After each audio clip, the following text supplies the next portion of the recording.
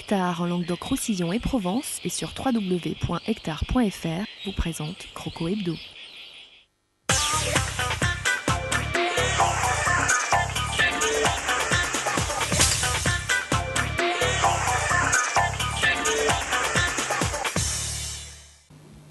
Bonsoir et bienvenue sur le plateau de Croco Hebdo, comme un air de printemps qui souffle ce soir sur TV Sud avec un air de vacances, ce qui expliquera certainement quelques absences puisque ce soir, Olivier Martinez, l'un de nos consultants, est tout seul. Bonsoir Olivier. Bonsoir à toutes et à tous, et oui, notre ami Patrick est en vacances, il a le droit lui aussi.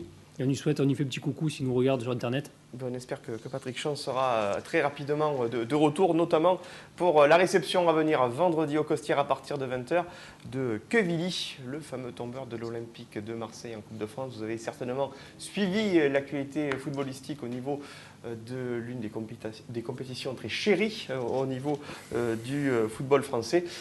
Quevilly qui sera au Costières à partir de 20h vendredi dans le cadre de la 31e journée du championnat de France de national. Avec nous ce soir, on est très heureux de l'avoir avec nous, le meilleur buteur de ce championnat de national. Il s'agit de Seydou Koné. Bonsoir Seydou. Oui, bonsoir. Merci d'avoir accepté notre invitation. Bienvenue sur ce plateau. On va revenir avec vous un petit peu sur votre parcours au sein de cette équipe du Nîmes Olympique, mais également sur ce match nul des Crocos. C'était vendredi soir du côté d'Orléans, avec un point du match nul, point précieux dans cette lutte pour la montée en Ligue 2. De nombreux prétendants et un calendrier qui est en train un petit peu de s'équilibrer. On va le voir notamment du fait des matchs en retard qui ont été joués en début de semaine dernière. Avant cela, Olivier, on va profiter de la présence de Seydou Koné pour un petit peu refaire un petit brainstorm du goléador, du Konéador des Crocos, le meilleur buteur du Nîmes Olympique. Pour faire un parcours avec vous, Seydou, bien évidemment, jusqu'à l'été dernier, vous évoluiez du côté de Pau en CFA. Le passage justement du CFA au national, est-ce que vous avez senti une différence majeure en termes de jeu et de rythme ? Non. Si. Je peux dire c'est pareil. C'est pareil. Maintenant, on croise des joueurs pros, on croise des joueurs un peu plus expérimentés. Et c'est ce qui fait la différence. Sinon, c'est pareil. Avec au total 22 buts sur 29 matchs passés en CFA.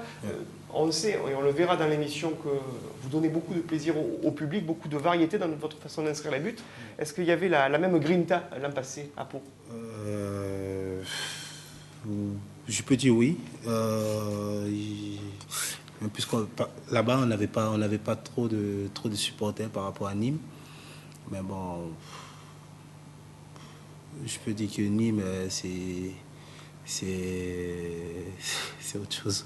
Vous imaginez en matière de public, franchement, c'est énorme. C'est énorme. Ouais.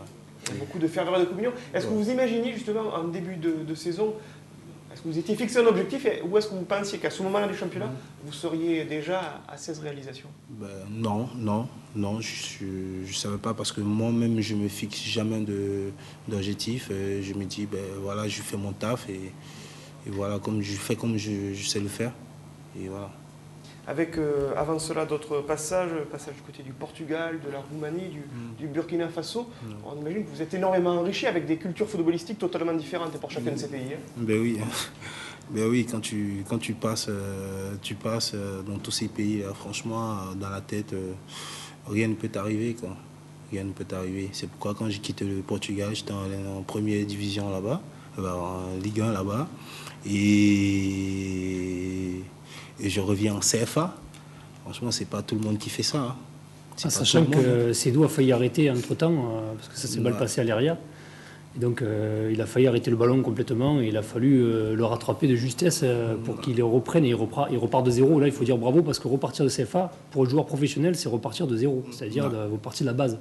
Et ça, il y a peu de joueurs qui sont capables mentalement de pouvoir le réussir. Qu'est-ce qui vous a justement donné la force justement pour repartir de zéro, vous dire ma carrière ne doit pas s'arrêter de la sorte ?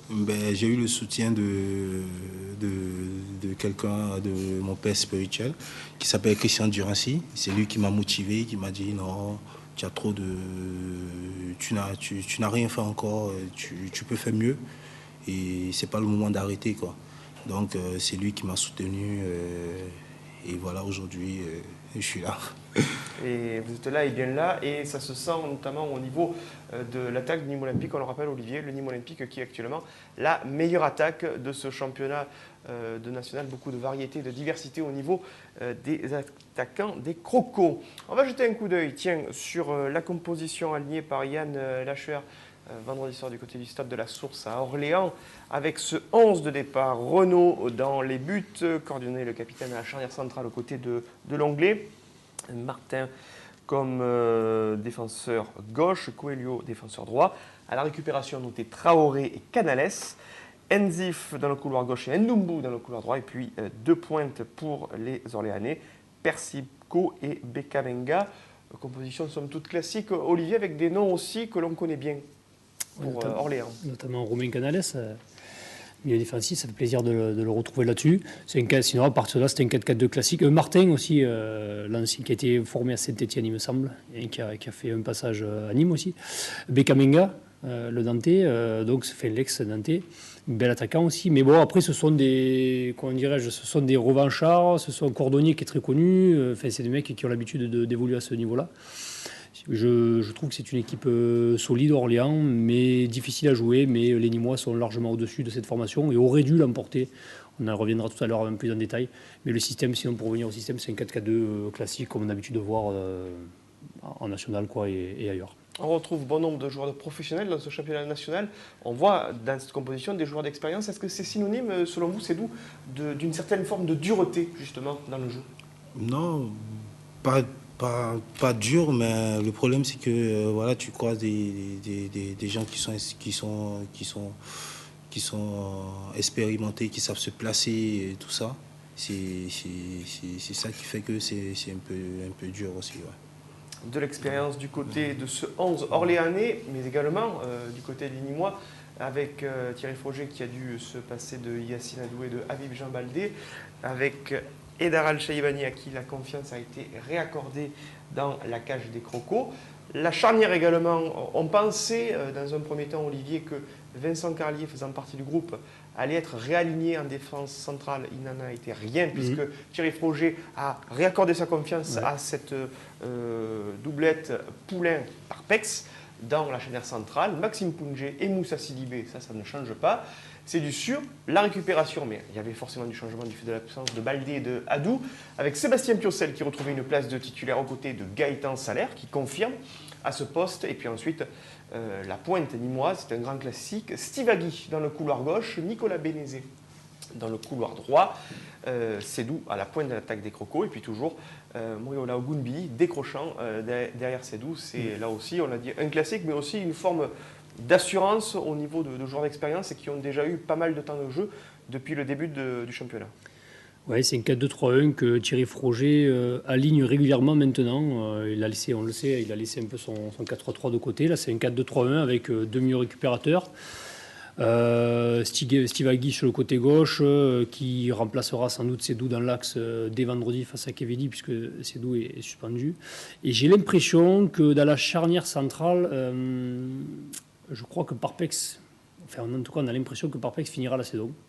C'est un peu le sentiment qu'on a, à moins qu'il y ait un retournement de la situation, parce qu'avec Thierry Froger, on peut s'attendre à tout. Mais quand on voit les changements opérés par Thierry Froger, même avec Carly dans le groupe, on voit que Parpex reste titulaire dans la charnière centrale, donc je pense qu'il devrait finir les 8 prochains matchs si tout se passe bien. Voilà, donc sinon après pour le reste, on fait du poste pour poste en fonction des suspendus et des blessés. On a vu des postes parfois doublés et redoublés. On sait que Steve Agui peut jouer à gauche, que Issouf Ouattara peut également jouer à gauche, que Steve parfois aussi décroché derrière vous en 9,5. Nicolas Bénézé jouant à droite au même titre qu'Ogunbi. Vous concernant, en tant qu'avant-centre, vous préférez travailler avec quel joueur dans ce poste axial? Avec Steve, avec Mouri? Est-ce que vous avez des préférences ou finalement est-ce que vous connaissez parfaitement ces joueurs et vous pouvez vous adapter au style de jeu de chacun? Ouais, mais moi, franchement, je sais pas, je peux pas dire oui que je suis bien avec tel, je suis bien avec tout le monde. Parce que quand je joue avec Steve derrière moi ou bien Bénizé avec moi, on s'entend bien. On s'entend bien et voilà, moi je peux pas dire oui que voilà, je suis bien avec tel et tel, non. En Je tout suis cas, bien c'est avec des tout joueurs qui bougent beaucoup. voilà, d'une je année suis sur l'autre, hein. bien avec tout le monde. Et voilà, maintenant c'est le coach qui décide de mettre un joueur derrière moi ou bien avec moi. Et voilà. Olivier, Sédou Koné qu'on a vu meilleur buteur avec un système quand même qui revient très fréquemment dans le style de jeu de Thierry Frogier, dans la façon d'aligner l'équipe et de proposer une formation. C'est souvent Sédou qui est une seule pointe, alors que les adversaires de Nîmes Olympique proposent souvent deux avant-centres principalement. Oui. Hein. Après, c'est un paradoxe parce qu'on a l'impression que Sédou, quand on joue en 4-3-3, c'est-à-dire une autre trident défensif, se crée encore plus d'occasions. Alors pas parce qu'il était meilleur ou moins bon, mais parce que le système voulait qu'il y ait plus d'occasions pour les Nîmois. Et on pouvait s'attendre avec le fait que Gounbi joue juste en dessous de Sédou, donc qu'il soit un peu moins isolé. On pouvait s'attendre à ce que ça soit beaucoup plus à son avantage. Et finalement, on ne se crée pas beaucoup plus d'occasions avec Gounbi en soutien de Koné qu'on ne le faisait à l'époque de ce fameux trident. Alors, donc, comme quoi l'animation offensive est plus importante que le système, ça voulait dire que les Sissane, que les Corrèze se projetaient beaucoup plus vite et plus souvent dans la surface de réparation, donc créer des occasions, créer des brèches, et c'est d'où en profiter. Là, on a tendance à vraiment à se reposer sur Sédou et sur un exploit de Gounbi, sur une passe, voilà. Et c'est vrai que souvent, on s'attache à bien défendre, et après on se dit, allez, on donne le ballon à Sédou ou à Mouri, et puis ils feront le taf. Mais on s'aperçoit que les adversaires les connaissent et que c'est de plus en plus difficile pour qu'ils aient des espaces. Quel a été l'état d'esprit Sédou avant cette rencontre face à Orléans, ce déplacement vendredi soir justement sur la préparation du match? En plus, vous étiez dans une position de leader. L'objectif, c'était la victoire. Comment a été un petit peu l'avant-match au sein du groupe qui a fait le déplacement? Franchement, on avait un bon état d'esprit. Et on était allé pour gagner. Mais maintenant, on n'est pas vite rentré dans le match. Et c'est ce qui a fait qu'on a pris le but le plus vite possible. Bon, on a pris le but à 5 ou 6 minutes, je crois. À la 6e, oui. Voilà. Donc, bon, ça nous a un peu bougé. On a essayé de forcer. On a eu des temps forts, des temps faibles aussi. Et bon, après, on a réussi à marquer. Et voilà, sinon, franchement, on était allé là-bas pour prendre des points, hein, pour prendre les 3 points, quoi. Alors on s'excuse auprès de nos téléspectateurs, mais nous n'avions pas de caméra présente du côté d'Orléans pour enregistrer les buts d'Orléans et du Nîmes Olympique. Ouverture du score de Persico à la 6e minute sur un ballon relâché et non maîtrisé par Edar Al-Shaibani sur un corner. À la suite d'ailleurs de cette ouverture du score, c'était la première fois, c'est assez rare, hein, Olivier, que cette saison, le Nîmes Olympique encaisse en premier le but. Dès la 7e, c'est tout, je crois que vous avez eu une occasion en suivi. Vous n'avez pas douté, hein, après l'ouverture de score. Hein. Non, franchement, j'ai pas douté. J'ai eu une occasion, c'est que j'ai pas bien emmené mon ballon. Et le ballon, il est resté derrière moi. Donc, j'ai pas eu le temps d'enchaîner. Donc, c'est ce qui a fait que j'ai mis en retrait à Mouri. Et Mouri, il a frappé. Et bon, franchement, si j'avais réussi mon contrôle, emmener le ballon, ça allait faire mouche. Ça aurait fait mouche, et en tout cas, à la 69e minute, eh bien, ça a fait mouche, puisque vous avez repris un centre de Moussa Sidibé. Ouais. Renaud, le gardien d'Orléans, le repousse, et puis il y a Wilfried Niflor qui inscrit son premier but sous les couleurs nîmoises, donc vraiment un but collectif, on peut dire. Ouais. Et oui. Franchement, moi, ça me fait plaisir que Will ait marqué, quoi. Ça me fait plaisir parce que franchement, il revient de loin, Will.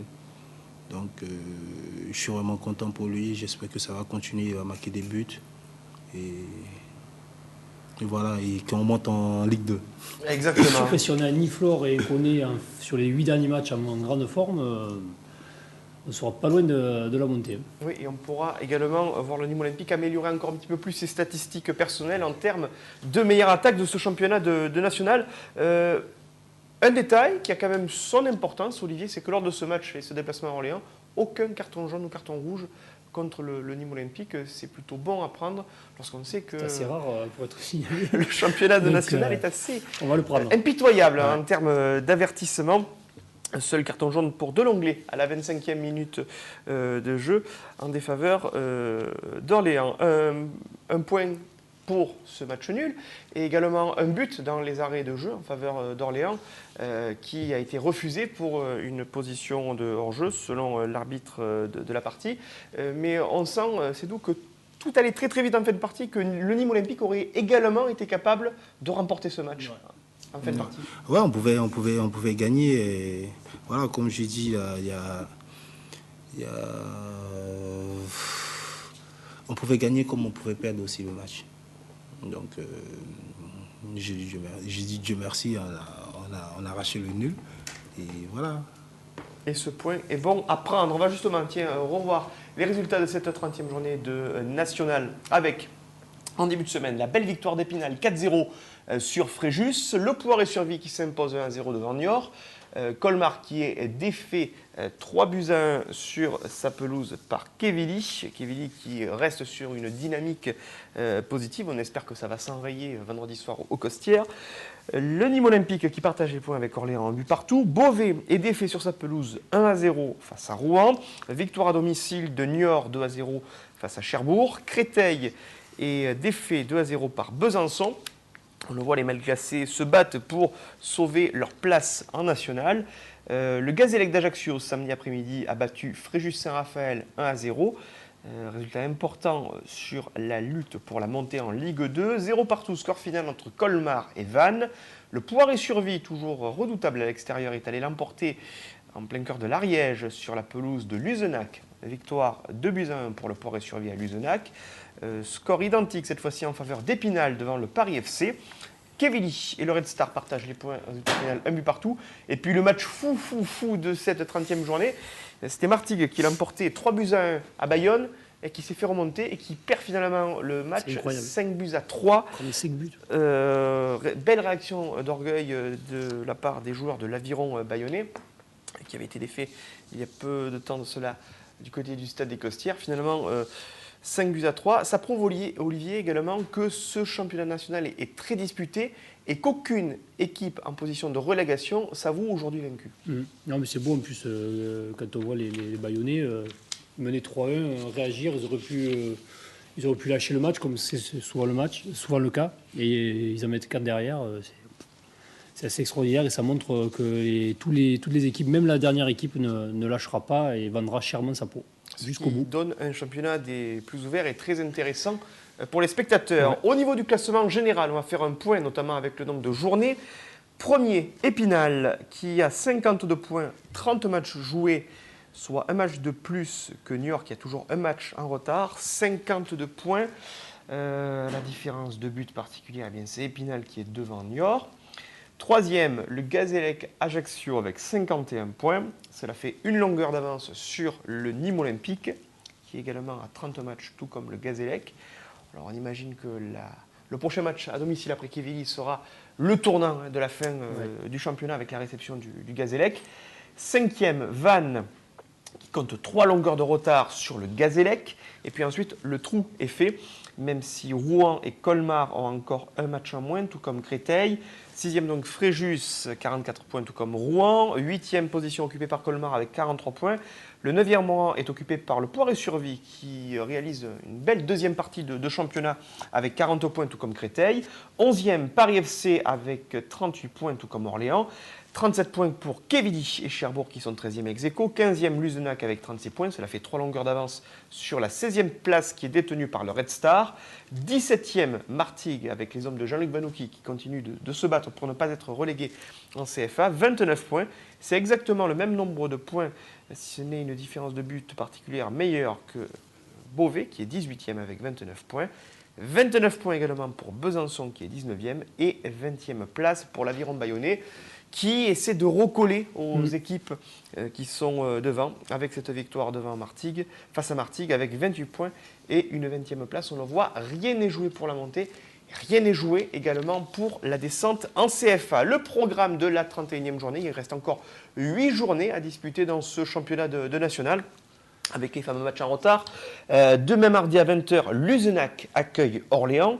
Et puis à partir de vendredi, les matchs classiques de la 31e journée, Besançon-Épinal, Rouen, Gazélec à Ajaccio, Nîmes qui accueille Quevilly au Costières à partir de 20h.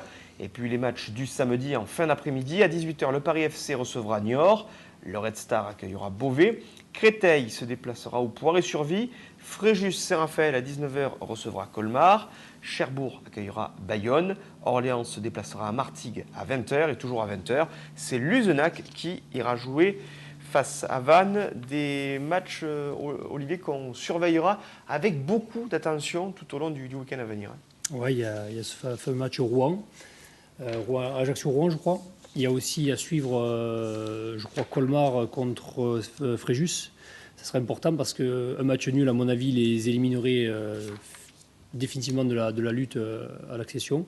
Alors qu'une victoire pourrait relancer soit l'une équipe, soit l'autre. Donc, il y a pour l'instant des 5 prétendants, mais avec ce match, tout est jouable. Je crois que c'est Nîmes Olympique qui a le plus à perdre ce vendredi. En cas de défaite. Donc on touche du bois et on se dit que ça va le faire parce que même si Quevilly a besoin de points, les Nîmois ne doivent rien lâcher au Costières parce qu'avec ce rythme, on en parlait, 3 points à domicile, 1 point à l'extérieur, à ce rythme-là, ça devrait passer. C'est d'où quel est votre regard sur le formidable parcours de Quevilly qui s'est payé l'OM récemment en Coupe de France? Tu sais, quand les petites équipes, quand elles croisent les grands, les grandes équipes, franchement, ils donnent tout. Donc, ça a été le cas pour Quevilly. Donc, moi, franchement, ça m'a pas étonné, quoi. Ça m'a pas étonné. Je me suis dit, c'est normal parce que si l'OM ne met pas le pied, ils jouent pas comme ils ont l'habitude de jouer. Franchement, Quevilly, ils sont capables de gagner et c'est ce qui a été le cas. Ça a été le cas, donc méfiance, vendredi à 20h au Costières pour la réception de Quevilly. On va observer une courte pause et puis on se retrouve avec Olivier Martinez et puis avec notre invité, Cédou Koné, avec des images, des buts, justement commentés par notre invité. Tout cela après une courte page de publicité. Restez sur TV Sud, merci.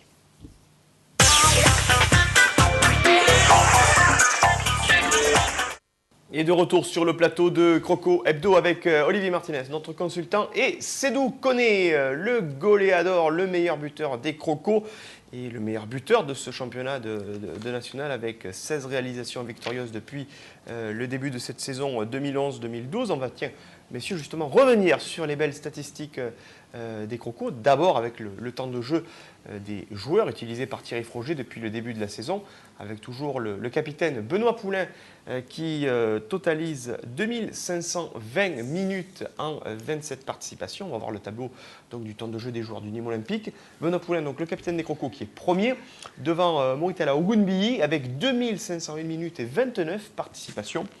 Pour le précieux passeur qu'est Ogunbiyi, on ne le dira jamais assez sur ce plateau. 3e place pour Maxime Poungé, ce joueur qui est en train véritablement de se révéler cette année avec les Crocos. Joueur prêté, on le rappelle, Olivier, par les Girondins de Bordeaux.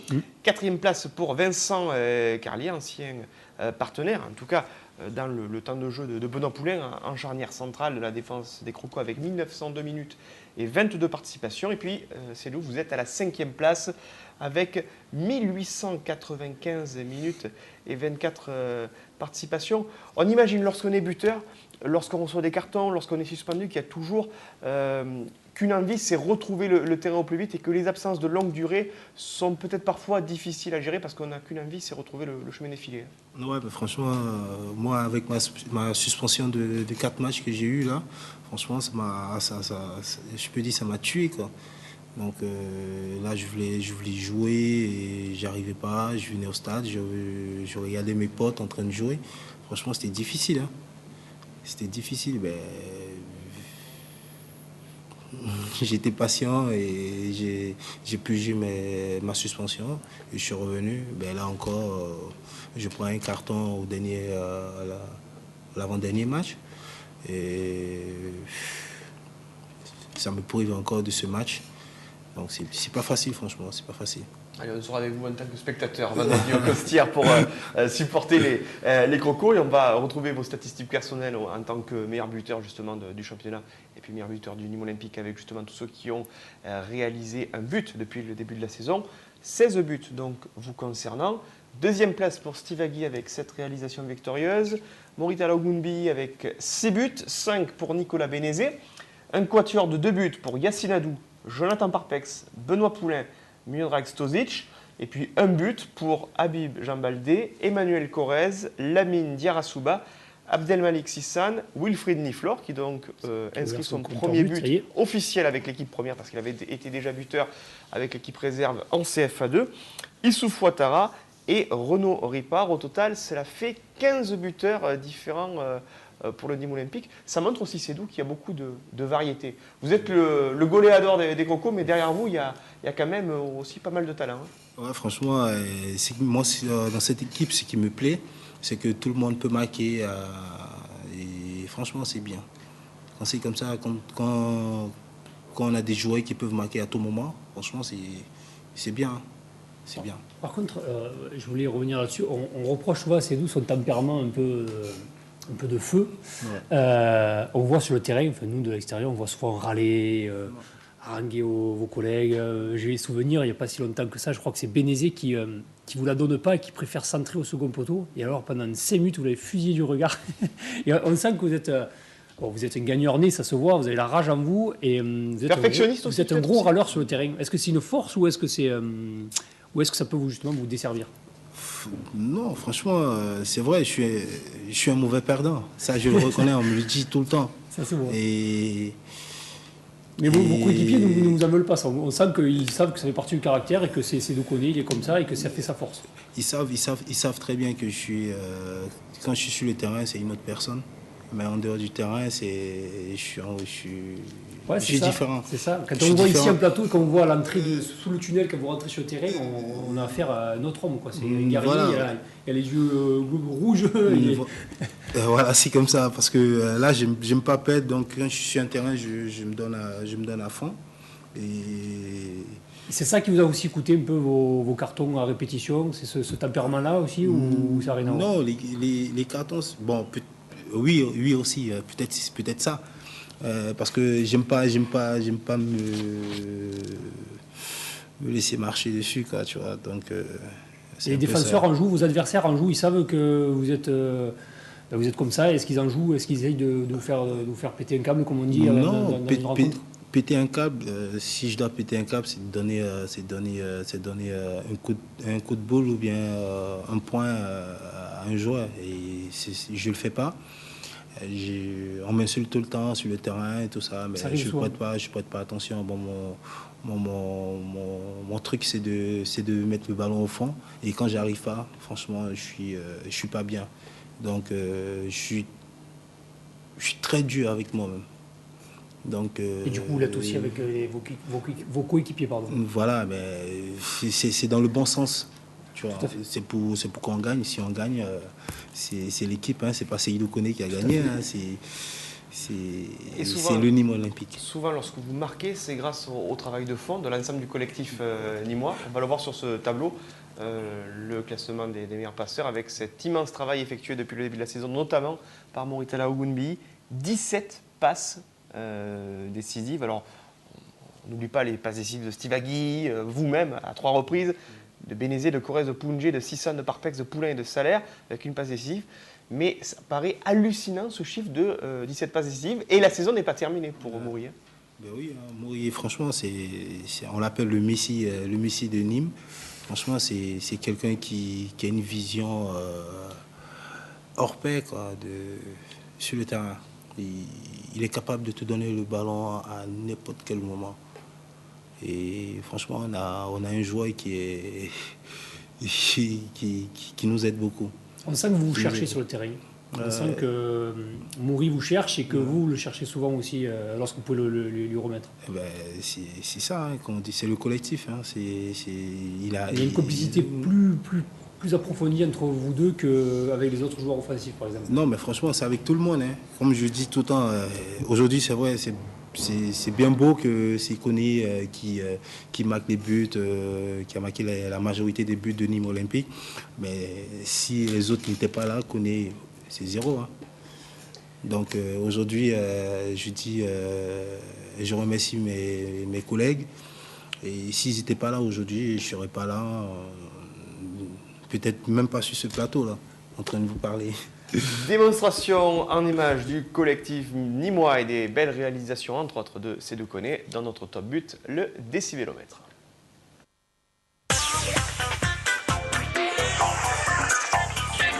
Allez faire jouer le porteur, allez Agui, c'est à toi de faire jouer, maintenant Parpex. Parpex, c'est super de la part de Parpex, c'est très bien joué. Allez, voilà, c'est bien, eh oui, c'est très bien ce qu'a fait Parpex. De la part de Parpex.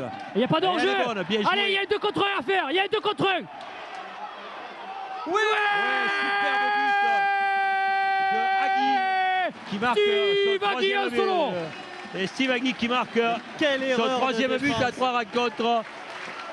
Et ça, c'est encore grosse faute du milieu niortais, mais très belle anticipation de Parpex en défendant très haut. Voilà, c'est contré. Pas cette fois-ci. Ouais, le bon contre. Allez, il faut profiter de ce contre. Goudbi qui élimine. Il va écarter, superbe, allez. C'est bien joué de la part. Ah, il n'a pas mené avec lui, c'est pas grave, il y a encore l'espace. Ouais, Bénézé, il n'est pas hors jeu. Allez, il faut du monde à la surface. Là. Et c'est encore Diédiou qui sauve son équipe. Sur une tête plongeante, Koné. La frappe à venir, enroulé. Allez, le but de Goudbi. Une lunette de la part de Goudbi qui a bien enroulé. But phénoménal. Superbe but. Et que c'est mérité. Bien mené. Et que c'est mérité. Un but à la Messi. Et c'est pas bon les clubs que ce soit au Goudbi finalement. Ouais. On sentait l'exploit individuel arriver quand même. Tu l'avais annoncé. Tu avais dit qu'au Goudbi était en jambe et tu avais annoncé l'exploit individuel. Et bien les deux se sont regroupés. Ça fait un but extraordinaire de Goudbi. Juste avant la mi-temps, superbe. Il conserve toujours les jeunes et c'est vrai que Kagui, quand il est rentré, n'avait pas fait une prestation exceptionnelle. Et c'est normal qu'ils sont sortis du groupe. Allez, attention, ce centre à venir de Goudbi. La tête de Koné. Centre et but magnifique de Koné qui nous fait une pirouette fabuleuse. Oh là, venu d'ailleurs. Très solide. La défense rouennaise. Un ballon qui revient par chance à Koné qui s'est retourné. Il est face au gardien. But de Koné. Super but de Seydou Koné. Il est mérité du hors-jeu. C'est à la limite, ouais, tout à fait, mais bon. Et ce qu'on venait de dire à l'instant, c'est concrétisé. Enfin, un but pour le meilleur attaquant de ce début de match, Koné, qui a fait preuve de beaucoup de métier. Allez, c'est frappé, c'est bien coupé, c'est but. Superbe but. Largement mérité pour les Crocos. Ah oui, superbe but. Une galette fabuleuse de Yumi. Et but de... C'est Stozic. C'est Miodrag Stozic qui ouvre son compteur-but. Ah ouais. Et encore un but coupé. Un casque d'or. Premier poteau. Ah ouais, magnifique. Très bien frappé encore. Ça fait un mois et demi qu'on n'a pas gagné au Costières. Avec cette équipe de Colmar. Oh, un superbe but de Koné. Oh là là là là. Une frappe magnifique avec un pied gauche extraordinaire qui est allé enlever l'araignée, la toile d'araignée du but du gardien de Colmar. Quelle entrée en matière pour les Nîmois. Oh là là là là là là, quel but, les filets, ça rappelle. Qu'est-ce qu'on voit comme joli but oh là là là là là là là là, vraiment, on ne pouvait pas commencer mieux.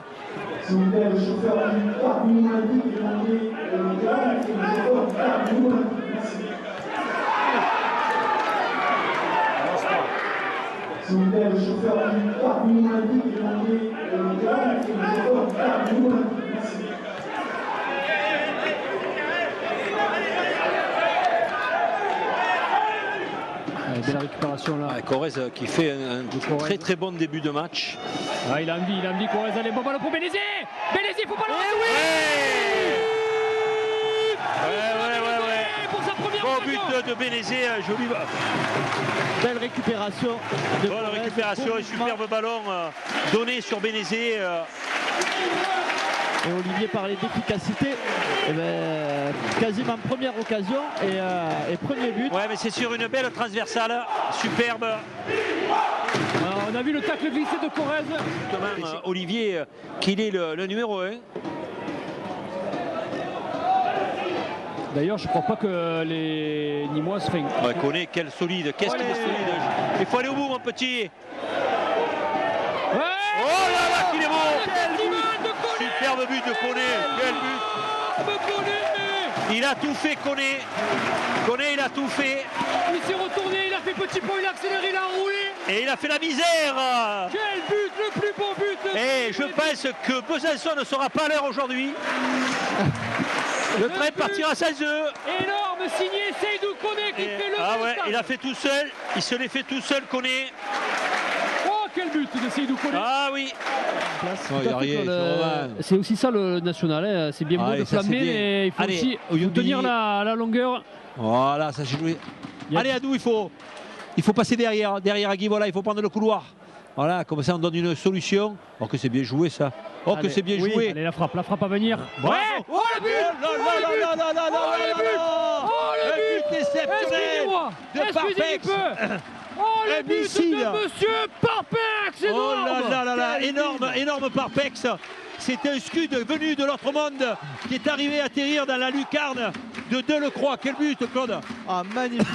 Et ça vient récompenser l'énorme début de partie de ce joueur qui était vraiment au four et au moulin. Qu'on avait vu depuis le début de cette partie. Quel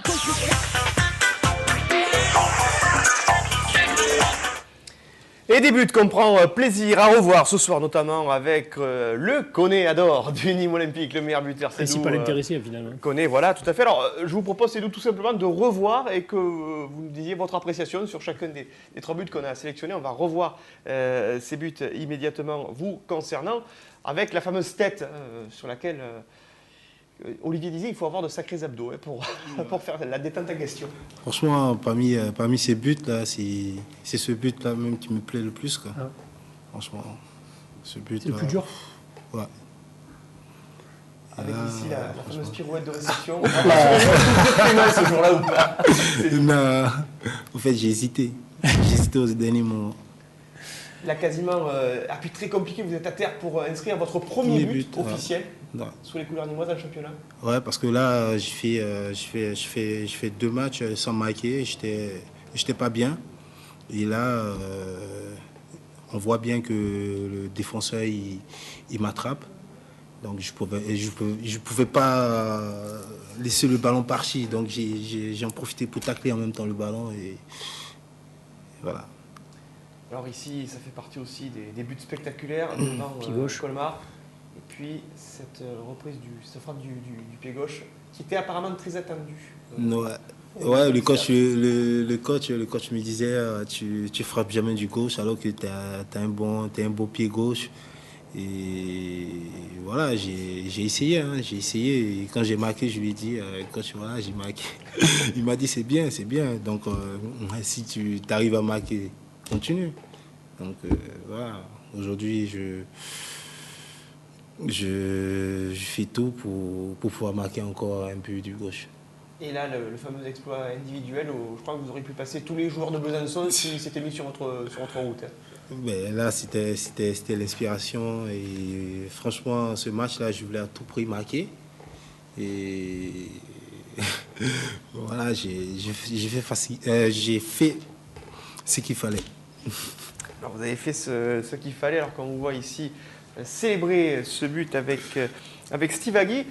L'occasion d'ailleurs va nous être donnée de revenir sur cette petite danse que vous avez avec Steve Agui, sur des images qu'on a enregistrées en début d'année lors d'un match amical face à Arles. Vous avez inscrit 2 buts. Alors là, radicalement opposés, on va le voir. On va revoir ces images. C'était un amical aux Costières. Et là, vous allez inscrire ce but. C'est vrai qu'on l'a pas vu souvent celui-là, donc ça fait plaisir de le revoir. La pirouette est admirablement. Et la pirouette est réussie. Et regardez la petite danse un petit peu chaloupée là, avec Steve. C'était une nouvelle danse que vous aviez initiée.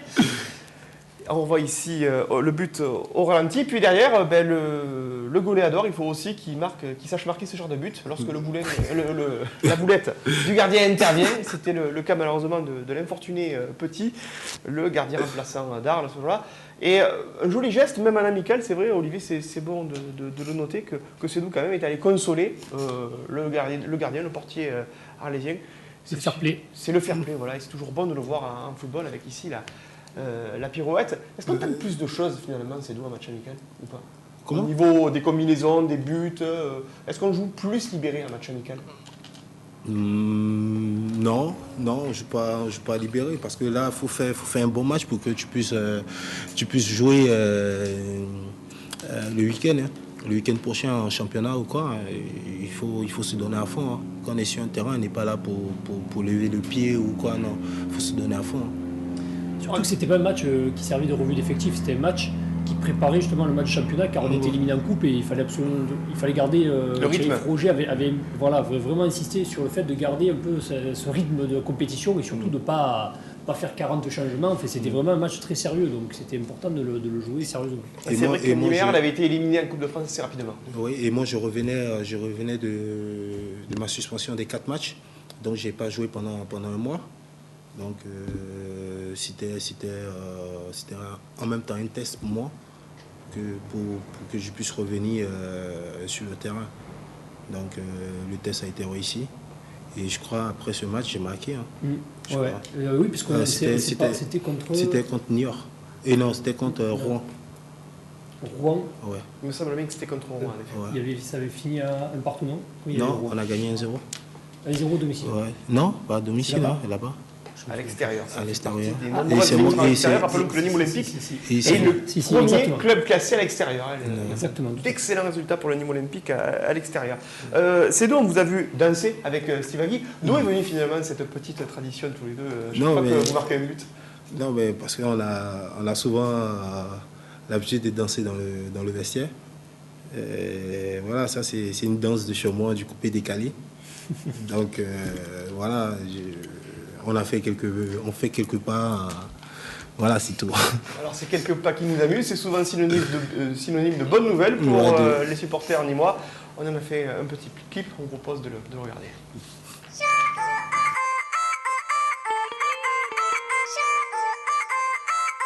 Scalpa, s'il te plaît. Ambiance sentimentale. Yes, avec DJ Scalp, Magic System, Soprano.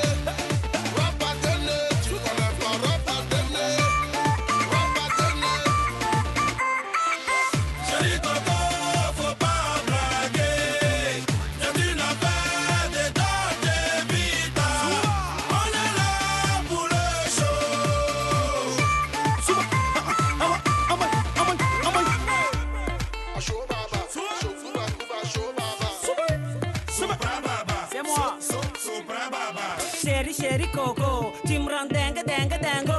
Tu m'as dit que tu voulais du show, donc voici ce son soprano.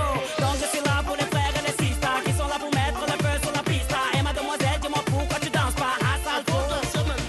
Surtout avec des mecs bien sapés. Tu sais bien qu'il faut pas blaguer, comme rien de la tête aux pieds. Mec obligé d'être stylé. Abidjan, Marseille, à Padra, c'est une histoire de Dolce Vita, yo. Ensemble pour la fiesta, chéri Coco, y'aura pas de vita.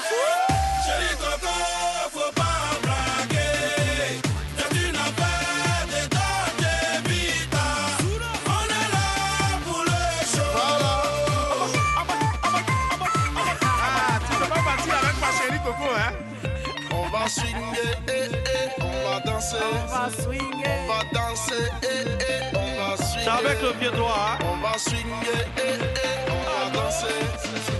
On va danser, on va swinguer. La vie est belle comme ça. On va swinguer, on va danser. On va danser, on va swinguer. On va swinguer, on va danser. On va danser. Chéri Coco, faut pas blaguer. Y'a d'une affaire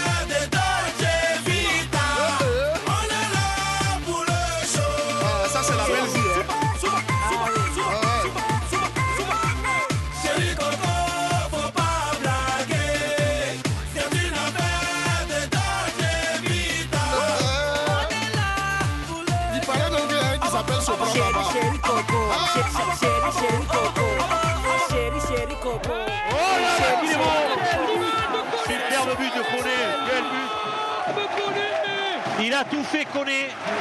Koné, il a tout fait.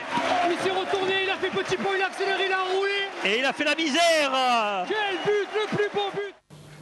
Et voilà, quelques réalisations du duo Koné-Agui réunis en musique avec Magic System. Petit avis sur ce clip, justement, sur ces moments de bonheur finalement partagés entre les buteurs? Franchement, ça fait du bien. ça fait du bien de revoir ces buts, ces actions. Franchement, c'est... Bon, maintenant, le plus dur, c'est de monter maintenant en Ligue 2. Et on va continuer. Il reste encore 8 matchs. Il ne faut pas lâcher. On a besoin de tout le monde. On a besoin des supporters. Et voilà, moi, je tiens à dire aux supporters aujourd'hui, quand ils viennent au stade, c'est bien de nous encourager au lieu de nous siffler. Moi, j'aime bien les supporters, mais quand on vient au stade, c'est pour supporter et pas siffler son équipe. Donc on a besoin de tout le monde. Aujourd'hui, si le club monte en Ligue 2, franchement, ça va être bien pour nous tous, quoi. Donc voilà, c'est ce que je tenais à dire aux supporters. Voilà, les supporters ils doivent rester le 12e homme, exactement, voilà. Comme le numéro de Sédou, le 12e. Voilà, c'est comme ça. En plus, on les connaît, on peut compter sur eux. Je fais partie. Lorsqu'il y a des matchs couperés, lorsqu'il y a des matchs très importants, les supporters ont toujours répondu présent. Et je sais que même s'il y a de la déception de temps en temps, on peut le comprendre parce que ce sont des gens qui font beaucoup d'efforts. Lorsqu'on a besoin d'eux, ils répondent souvent présents et toujours présents. Donc là-dessus, on peut leur faire confiance. Mais rien que pour ces petits pas de danse, j'aimerais vraiment qu'on monte pour voir ce qui nous prépare à la 38e journée. Ça doit valoir le coup. Avec grand plaisir. Sur le dance floor des Costiers, rendez-vous sur la pelouse du stade Nîmois, c'est doux. Ouais, pas de souci, je serai là. Je fais des pas de danse. Peut-être qu'Agui va me suivre, mais bon. Merci en tout cas d'avoir été avec nous ce soir. Ouais. On vous souhaite une excellente fin de saison et encore de belles réalisations, de beaux buts sous les couleurs du Nîmes Olympique. Merci Olivier d'avoir été avec nous. Merci. Rendez-vous vendredi 20h pour les commentaires face à Kiveli. Dans quelques instants, le match de handball de D1 masculin entre l'USAM Nimgar et Saint-Raphaël. Rendez-vous est pris non pas lundi prochain, c'est férié, c'est lundi de Pâques, mais le lundi 16 avril pour un nouveau numéro de Croco Hebdo. Merci de votre fidélité à TV Sud et... Allez Nîmes. Allez Nîmes, au revoir. Allez.